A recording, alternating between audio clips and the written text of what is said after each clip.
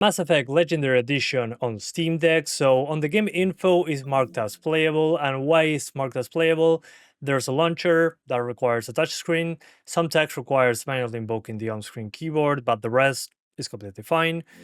So what's the biggest issue about this game on Steam Deck? Well, it's the EA app, or what was Origin in the past. And I want to thank Instant Gaming for sponsoring this video. Instant Gaming is a website to get cheaper games for PC, PlayStation, Xbox, and Nintendo Switch with 24/7 support. You can find Arc Raiders for $30.23 US, Assassin's Creed Shadows for $43.14, one of my favorite games from last year, Clear Obscure Expedition 33 for $30.35 US, Red Dead 2 for $18.67, or one of my most anticipated games this year, Resident Evil Requiem for $60.71 US for the standard edition, or $67 for the deluxe edition. Thanks again to Instant Gaming for sponsoring this video. Let's continue. So we hit play, and let's see what happens when we launch it for the first time. Okay, the first thing that you see is the EA app. Let's go. You probably have to use your finger for that one. Okay, now it's installing DirectX and all those dependencies. Now I have to do the two-factor authentication stuff. And now it's asking me to sign in for some reason. It already should know my email because it asks for two-factor, but whatever. Let's sign in. 1 sec. Okay, so it opened the EA launcher. What a pain in the ass. This now nothing is happening, so what I'm going to do is close the game and open it again. Maybe that makes it jump straight into the game now that I'm logged in. Okay, and after 1.5 to 2 minutes of waiting on preparing game, I get this. So we're finally into the freaking game. And within this menu you have Mass Effect 1, 2, and 3. So when it comes to options here, I would ignore it and just go to the game that you want to play. Let's start with Mass Effect 1. Okay, we're now finally into Mass Effect 1 from the Legendary Edition. Let's pause the game. Options, graphics, 800p. Basically everything turned on except in motion blur. Frame rate cap can go completely unlocked, maybe 240. If you're on the Steam Deck LCD, you probably want to put this at 60. On the OLED, just lock it using this menu. But all the rest is basically enabled. You can also super sample if you want to, but I'll keep it easy and simple for this one. Alright, so welcome to Mass Effect 1 from the Legendary Edition. I'm showing you the very beginning of the game because there's a lot of grass and quite a few graphical improvements over the original, actually. And also, I cannot find my freaking save. I don't know what the hell happened. So that's another bummer on my side. With unlocked frame rates here, as you can probably notice, I'm easily above 60. Unfortunately not hitting 90s, but here's where I drop frames pretty hard. Here and the Citadel. But on the Citadel you're not doing combat, so no big deal. Are you wounded, William? We skip all this. The dig site is close, just over that rise. And also this quote-unquote cutscenes is where it's locked to 6 FPS. Move out. Also, the cutscenes are 16:9, while the full game is 16:10, no problem. Let's keep going.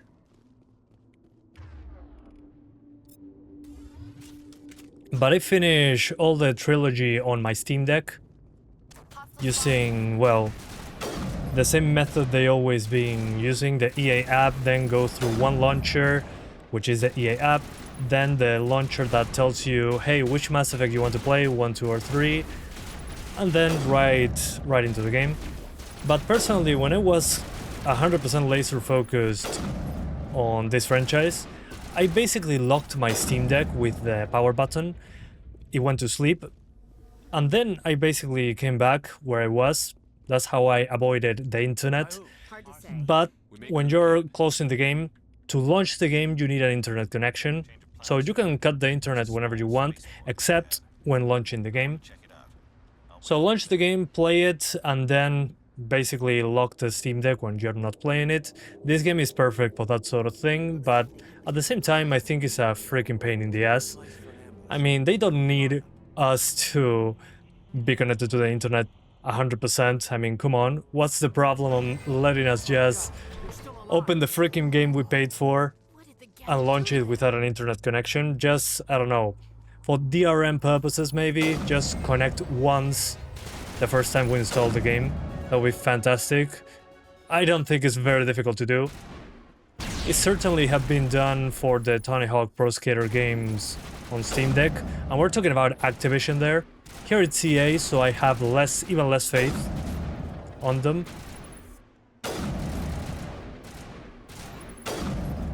But hey, in a game like this I'll probably lock it to 60 to save on battery life, and we should be good. But everything works as expected, and again on the OLED screen with HDR, it's fantastic. But again, this UE3 limitation, especially when doing traversal, in certain scenarios, not in all of them, you can have those spikes.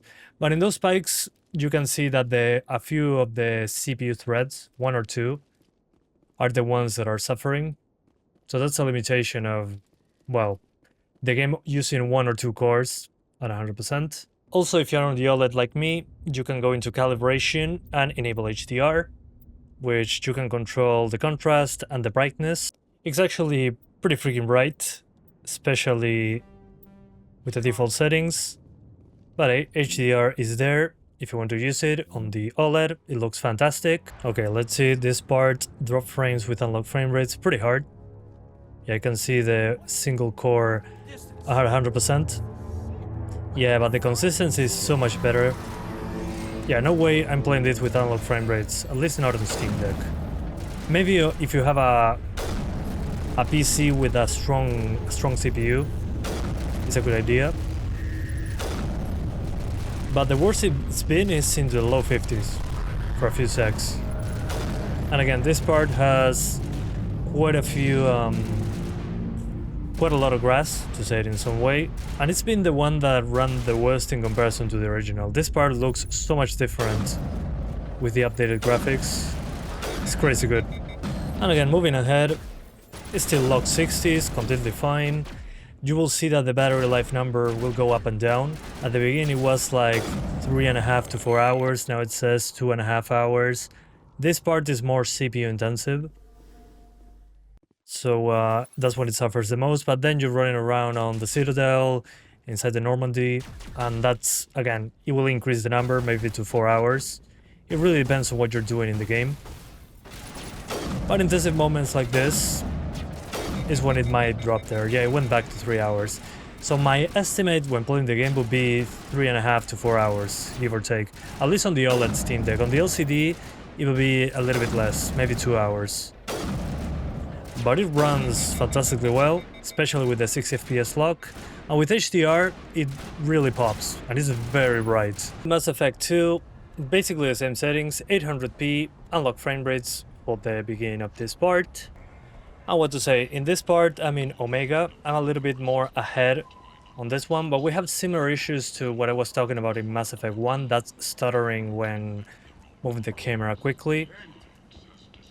Unfortunately on this one I think I also missed my save. I think for the 3 games my saves are gone. I don't really remember what happened. But in my opinion, when traversing around, the game saving and all that, that's a big deal. Especially when looking into the distance. But we'll stay above 60, that's the important thing, at least in my opinion. So yeah, it's working pretty damn well. As expected, it's a very old game, and it had less updates than Mass Effect 1.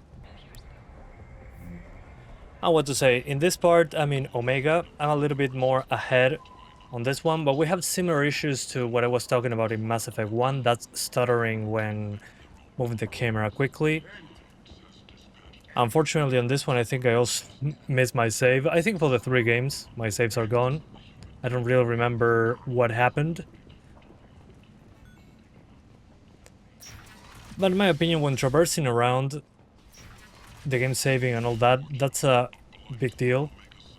Especially when looking into the distance. But we'll stay above 60, that's the important thing, at least in my opinion. So yeah, it's working pretty damn well.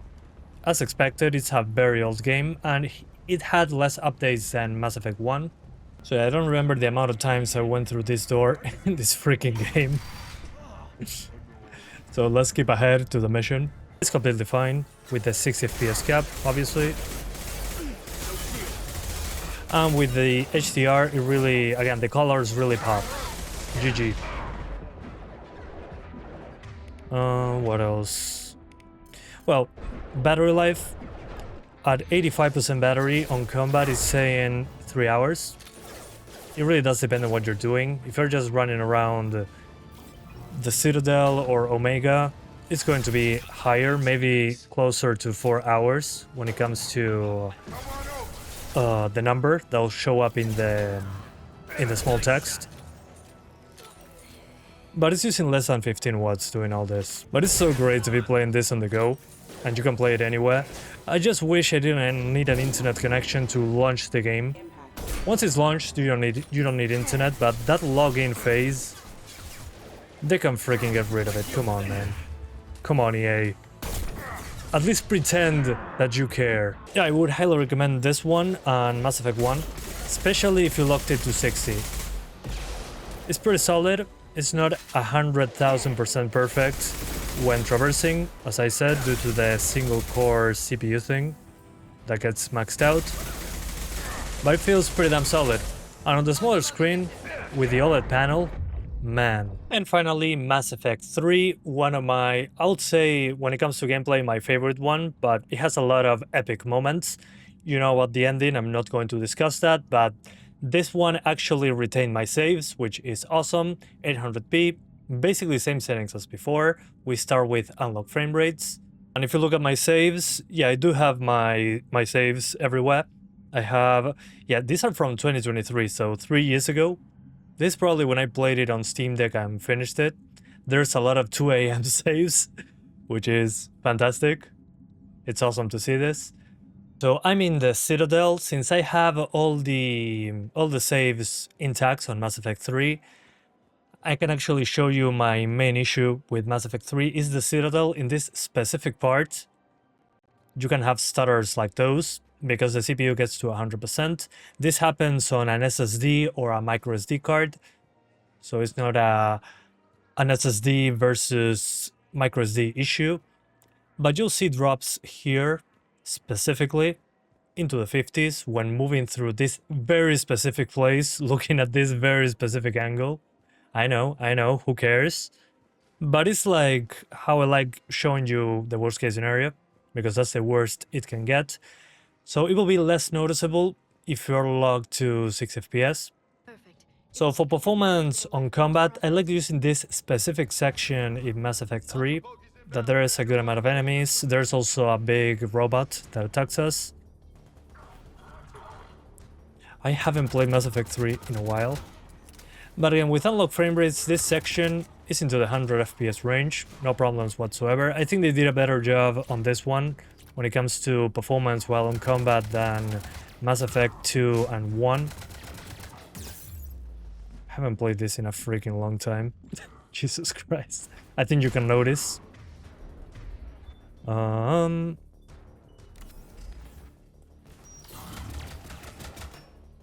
hey, it works pretty damn well.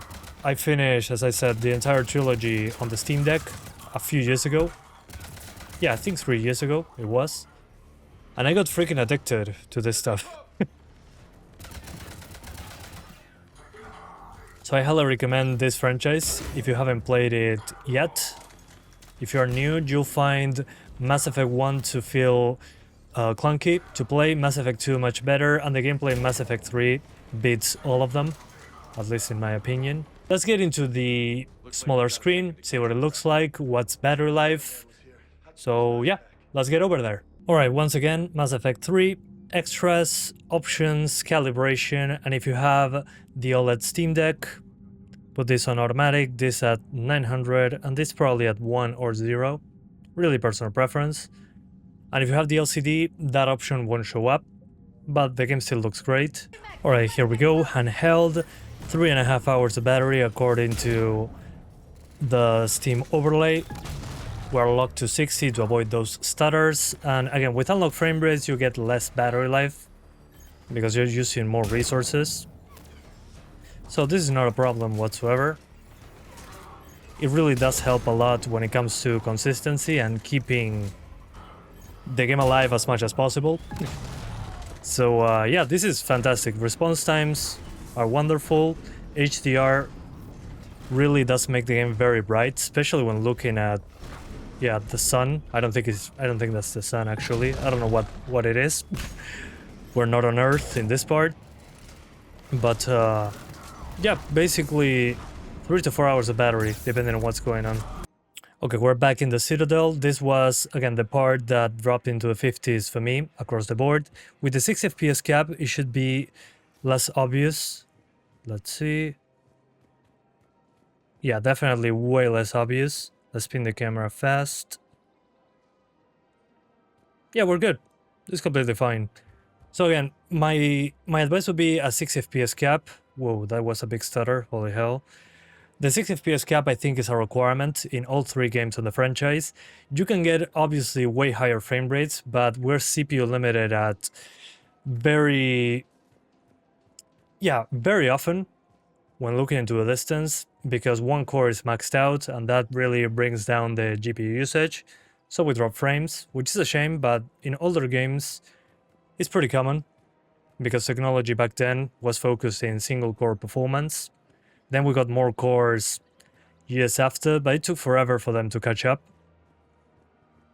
So yeah, when it comes to the Legendary Edition, I think it's 100% worth it on Steam Deck.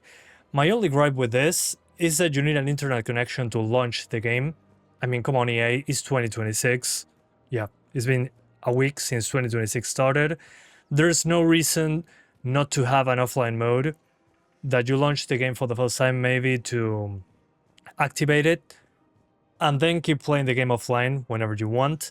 The only workaround that we have for this, unfortunately, is that we need to be playing the game, put the Steam Deck to sleep, and then you come back to it when you want to keep playing the game, and just use internet to launch the game, to get into the game. So connect to the internet, get into the game, play the game, lock the screen, and when you want to come back to it, just wake up the Steam Deck.